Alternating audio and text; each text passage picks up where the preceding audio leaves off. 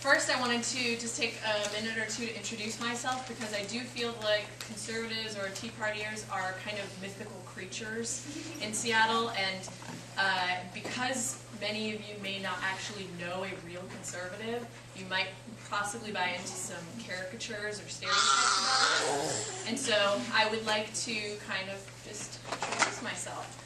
For the past 3 years, I've taught math and resume writing at a local nonprofit, private nonprofit, and we deal exclusively with low-income inner-city adults.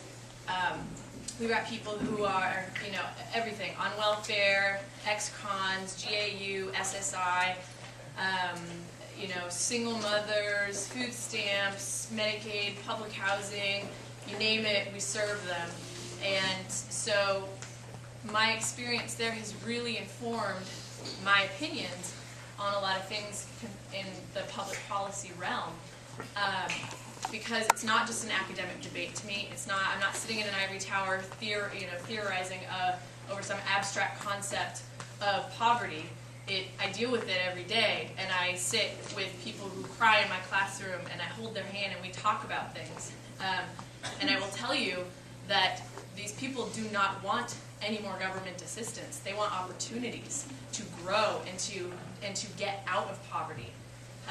And so, just so you know, that's what I deal with every day. That's my life.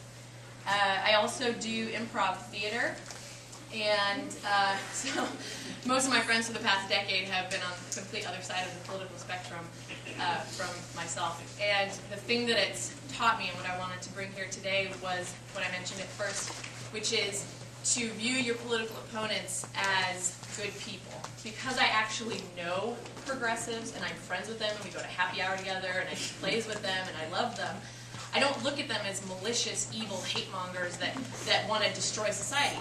Totally disagree with them on policy, but I know that they're good people and they come from a good place. And so I hope what you will take away from today is, disagree with me all you want, but the next time you see a Tea Partier or a conservative, have the decency to you get to choose.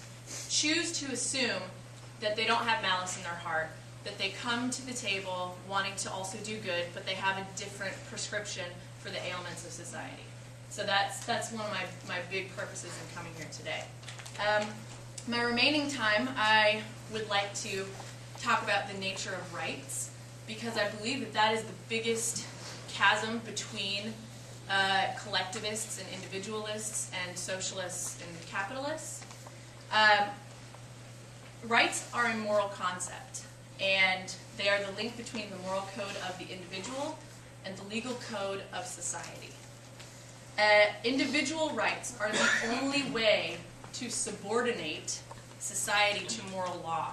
And if you look at throughout history, including today in various places like Venezuela, Greece, California, even, there has always been this push to lift society above the moral law that individuals are required to follow.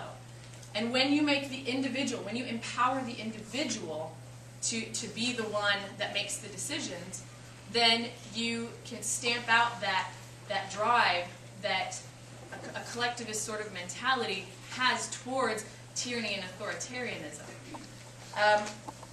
The concept of a right is simply the freedom to act. It is the freedom of action. That's all it is. It's the freedom from physical compulsion, coercion, and the interference from another person. And by the same turn, an individual's neighbor possesses that same right to action and freedom from coercion. And there's only one way, an individual's rights are violated when he or she is compelled to act against his or her own judgment, or forced to expropriate his or her values. Then the only way you can compel someone to act against his or her own judgment is by force. So I ask you, can you intellectually, emotionally, and morally accept a system that depends solely on force simply to exist? There are political rights, and I don't believe there are economic rights, because I believe that to have one, you cannot have the other.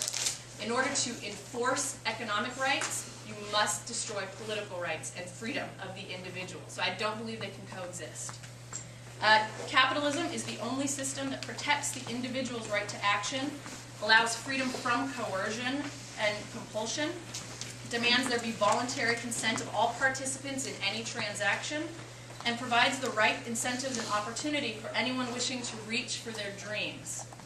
Therefore, capitalism is the only moral system, as it combines prosperity with freedom and upholds the rights of the individual. I'd like to read a quote quickly. If some men are entitled by right to the products of the work of others, it means that those others are deprived of rights and condemned to slave labor. Any alleged right of one man which necessitates the violation of the rights of another is not and cannot be a right. No man can have a right to impose an unchosen obligation, an unrewarded duty, or an involuntary servitude on another man.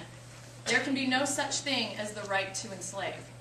Capitalism empowers the individual to rise above, like I said, the tyrannical and authoritarian impulses of the collective, and to be generous and charitable with their bounty, to take care of the needy of our own volition, rather than by some diktat. It gives us each the power to make our own destiny and to help our neighbors. And to me, capitalism is truly the system that allows you to say power to the people.